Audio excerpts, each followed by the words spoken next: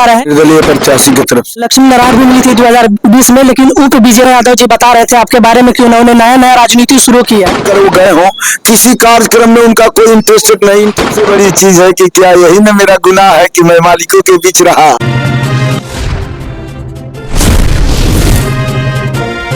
ये कल आप देख रहे हैं न्यूज वर्तमान बिहार, सच्ची खबर सबकी खबर में आप सभी का हार्दिक अभिनंदन है, स्वागत है। मैं रिपोर्टर चंदन कुमार। तो आप सभी को मैं बता दूं कि अभी चिरैया विधानसभा के अंतर्गत चिरैया बाजार पे अछलाल प्रसाद यादव जी, जो पूर्व राजद के नेता रहे हैं और इन्हें टिकट भी मिली थी 2020 में, लेकिन उप विजेता रहे। थोड़े बहुत वोटों से इनकी हार हो गई, लेकिन लगातार फिर भी क्षेत्र में घूमते रहे, काम करते रहे और संजोग बस अब की बार इन्हें टिकट नहीं दिया गया राजद की तरफ से और पूर्व विधायक लक्ष्मी नारायण यादव जी को मिला है। तो इसके बारे में आज हम अछलाल यादव जी से इसके विषय में चर्चा करेंगे, बात करेंगे। हालांकि आपका वर्तमान बिहार में बहुत बहुत स्वागत है। आपका भी स्वागत है मेरे परिवार की तरफ से, निर्दलीय प्रत्याशी की तरफ से। हालांकि ये निर्दलीय अभी चिरैया विधानसभा से चुनाव लड़ रहे हैं, आप सभी को पता होना चाहिए। और एक बात और बता दूं कि अभी विधायक जी कल लक्ष्मी नारायण यादव जी बता रहे थे आपके बारे में कि उन्होंने नया राजनीति शुरू की है। और पहले टीचर थे, शिक्षक थे और शिक्षक से अपने इस्तीफा देकर 2020 में उन्होंने राजद ज्वाइन किए और हम लगभग 25-30 साल से चुनाव में टाइम दे रहे हैं या राजद परिवार के साथ हैं। बीच में हमें टिकट मिले या न मिले, फिर भी हम हर वक्त राजद के सेवा में लगे हैं, राजद के साथ रहे हैं। लेकिन आज हम पे उंगली उठाया जा रहा है, मेरे कार्यालय में भी तोड़ फोड़ की गई है। तो इसके बारे में आप क्या कहना चाहेंगे? सबसे बड़ी चीज है पत्रकार बंधु को क्या कहते हैं उसके पीछे मुझे जाने की जरूरत नहीं है। जहां तक बात है कि राष्ट्रीय जनता दल की बात, वो अपने मन से कुछ भी कहे। मैं 90 के दशक से राष्ट्रीय जनता दल में हूं और राष्ट्रीय जनता दल का सेवा करता रहा। उन लोगों से सवाल कीजिए कि पिछला 2020 में चुनाव हुआ, वो लोग राष्ट्रीय जनता दल का बागी उम्मीदवार बनकर चुनाव लड़े, यानी पार्टी के साथ धोखाधड़ी किए। और धोखाधड़ी करने के बाद में 5 साल के टाइम में, 5 वर्षों में पार्टी का जो भी कार्यक्रम हुआ, किसी कार्यक्रम में बताइए कि अगर 5 लोग को लेकर वो गए हों, किसी कार्यक्रम में उनका कोई इंटरेस्ट नहीं रहा। और 5 वर्षों तक मैं पार्टी के हर कार्यक्रम को मजबूती से लेने का काम किया और उसको सफल बनाने का काम किया। जहां तक बात है कि वो राजनीति में 2020 से कहते हैं आने की बात, तो उनकी अपनी विचार है, वो कुछ भी कह सकते हैं। मैं 1990 से सक्रिय राजनीति हूँ, राष्ट्रीय जनता दल के साथ रहा और चुनाव हारने के बाद मैं डोर टू डोर पार्टी की मजबूती के लिए अपने देवतुल्य जनता मालिक के सुख दुख में उपस्थित होते रहा।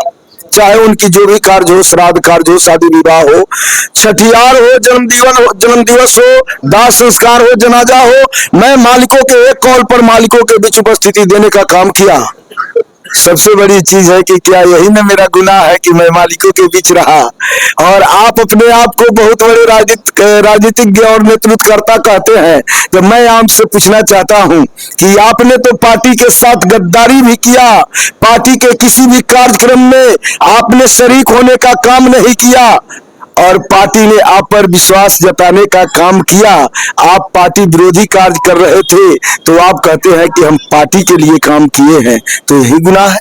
हालांकि उन्होंने ये भी कहा कि पिछले कुछ दिनों की बात है कि कोई मनोज जी थे जो जानते हैं, उनसे आप किसी तरह इंटरव्यू लेके उनसे जांच पड़ताल के माध्यम से पता कर सकते हैं कि वो पहले अछलाल यादव जी कांग्रेस में थे और कांग्रेस के साथ थे, लेकिन 2020 में वो आरजेडी ज्वाइन करके और नया राजनीति आरजेडी के साथ कर रहे हैं। लेकिन हम अगर बीच में लक्ष्मी नारायण यादव जी का कहना है कि बीच में अगर हम चुनाव लड़े भी निर्दलीय, अगर पार्टी से सहयोग नहीं भी मिला, फिर भी हम लालू यादव जी के सहयोग से लड़े और उनके विचार से लड़े। इसके बारे में आप क्या कहेंगे? मैं उनसे पूछना चाहता हूं, वो अगर पार्टी के साथ है, आप मनोज सिंह जी आज जो भी बोल रहे अलग बात है।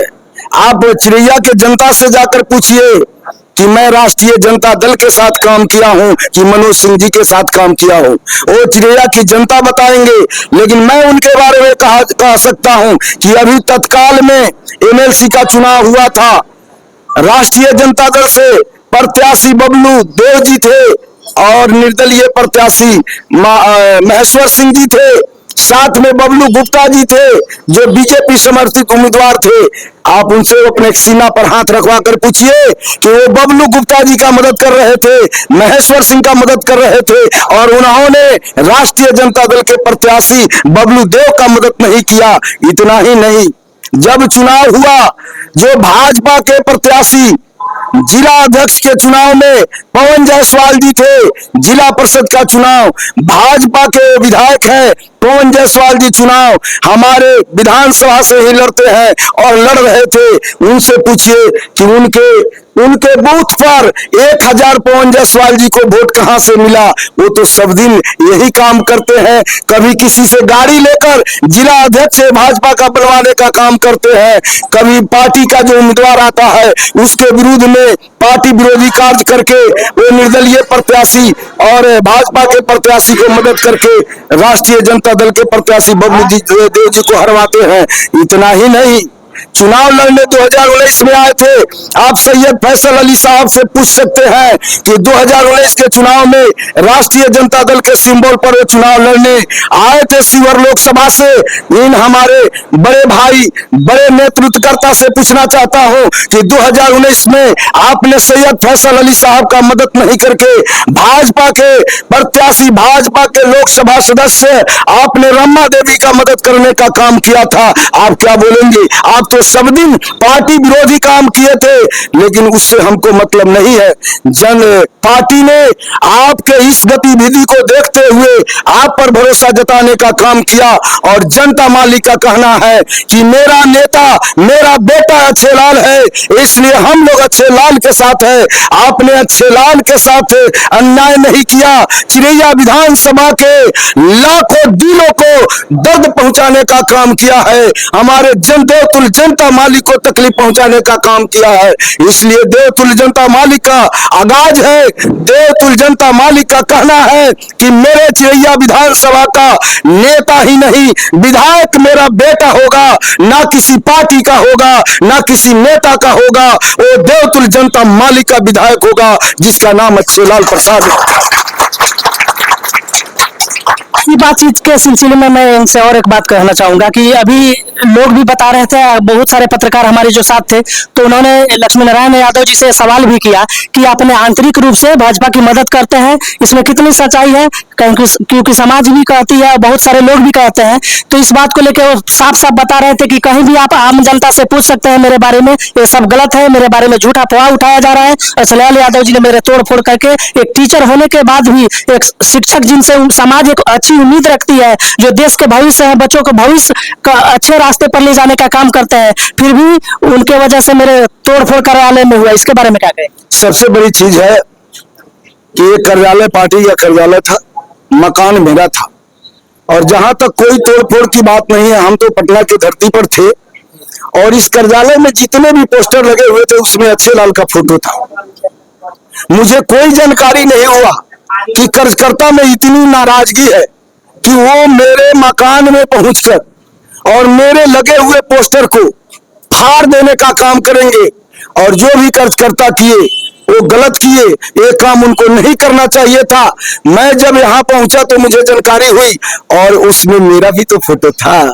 कार्यकर्ता नाराज है, और कार्यकर्ता जब गलत पार्टी का फैसला होता है तो उनके आक्रोश के सामने आपका नेतृत्व फेल कर जाता है। आक्रोश में कभी कभी वो लोग गलत कदम भी उठा देते हैं। इसलिए मैं अपने कार्यकर्ता बंधु से कहना चाहता हूं, हम लोगों को चुनाव लड़ना है, हम लोगों को चुनाव जीतना है। कभी भी ऐसी गलती ना करे जिससे हमारे चिरैया विधानसभा के कार्यकर्ताओं पर उंगली उठ जाए। मैं उस दिन से भी बोल रहा हूं कि जो भी कार्यकर्ता ये काम किए वो अच्छा काम नहीं है, वो भी उस काम को मैं सराहनीय कार्य नहीं कहता। एक बात और, आप मान लेते हैं अभी सब निर्दलीय चुनाव लड़ रहे हैं, तो इससे यादव समाज से लेकर जितने भी पिछड़े अगड़े वर्ग के जो भी लोग आपसे जुड़े हुए हैं, तो आगे आप उम्मीद करते हैं कि अगर किसी तरह से लक्ष्मी नारायण यादव जी का नुकसान हुआ है, अगर हार जाते हैं कुछ लोगों की वोट आपके वजह से कटने से, तो फिर आप आने वाले भविष्य में राजद से उम्मीद रख सकते हैं कि उन्हें आपसे टिकट मिलेगा उनके माध्यम से आपको? मैं एक चीज बता देना चाहता हूं पत्रकार बंधु, ये लड़ाई मेरे टिकट का लड़ाई नहीं है, ये लड़ाई मेरे जनता मालिक के दर्द को मिटाने का लड़ाई है, और मैं किसी पार्टी का नेता नहीं, न किसी नेता का विधायक बनने के लिए लड़ रहा हूं। मैं देवतुल्य जनता मालिक का विधायक बनने के लिए लड़ रहा हूं। हमारे देवतुल्य जनता मालिक मुझे सभी जाति सभी वर्ग के लोग मिलकर चुनाव जिताने का काम करने जा रहे हैं और पूरे विधानसभा के सभी जनता मालिक को बिठाएंगे। और उन लोगों का जो आदेश होगा, अगर उन लोगों का आदेश होगा जहां जाने का जाएंगे, नहीं तो निर्दलीय विधायक बनकर सरकार से अपने जनता मालिकों के जन कल्याण करने के लिए सदन में लड़ाई लड़कर अपने चिरैया विधानसभा को विकसित विधानसभा बनाने का काम मैं करूंगा। ये मेरा संकल्प है। हालांकि सवाल तो बहुत सारे हैं, लेकिन फिर भी एक और सवाल मैं आपसे लास्ट सवाल कर रहा हूं, बाकी लोगों से फिर बात होगी।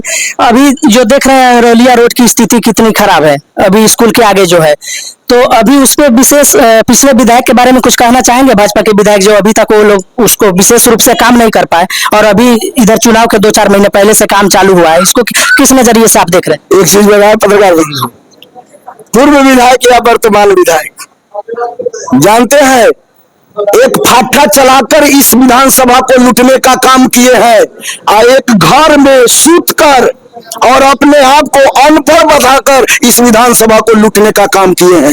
दोनों विधायकों ने चिरैया विधानसभा को लूटने का काम किया है, कभी जनता माली के लिए सोचने का काम नहीं किया है। आप वर्तमान कीजिए या पूर्व विधायक कीजिए, एक फाठा चलाकर लूटते हैं और एक घर में अपने को गंवार अनपढ़ बताकर लूटने का काम करते हैं। हालांकि एक और पत्रकार महोदय, पत्रकारों के माध्यम से भी देखे थे, एक वीडियो में देखा था हमने कि उनसे सवाल किया गया था लाल बाबू गुप्ता जी से कि आपने कितना सारा काम करवाया है, तो काम, हालांकि उन्होंने काम नहीं गिनवाया, हालांकि बस ऐसा ही कहते रहे कि बहुत सारा काम हुआ है, बहुत सारा काम हुआ है।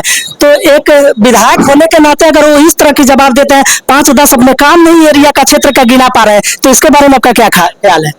सबसे बड़ा चीज है कि डिबेट हुआ था पताही के धरती पर, विधायक जी अपने मुंह से मिले, अरे तो नहीं आइए भी ये पढ़ल वाला, हम पढ़ल लिखल नहीं कि हमरा उतना जवाब देवे के लूर नहीं थे। आज भी मैं कहता हूं वर्तमान विधायक जी को, किसी पंचायत को टारगेट लेकर